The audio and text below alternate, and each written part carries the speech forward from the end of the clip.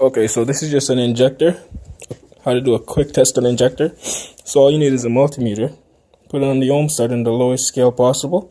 And you're going to check those two prongs. First, make sure you zero out your actual multimeter. Check the two prongs. And you should have some sort of resistance on the actual injector.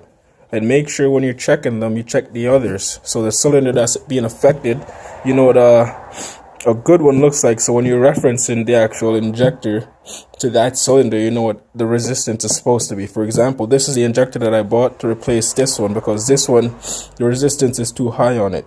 Right now I think it's 34, and this one is 12.5, and that's what it's supposed to be. I know that because I checked the other injectors, and that's what I'm getting as a resistance on those ones. So now I'm just going to swap it out, put that one in, and delete the code, and should be good to go. And that's just a quick DIY of how to check your injectors. All you need is a multimeter and you can check it. Simple and easy.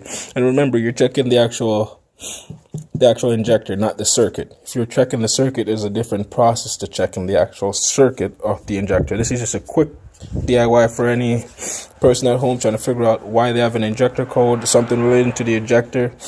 All you gotta do is have a little multimeter. Check the resistance. If there's no resistance, then you know there's an open the actual circuit. If there's an open, then obviously you know you're gonna have to replace it. If it's a higher resistance than the others, then you know you're gonna have to replace it. Simple as that.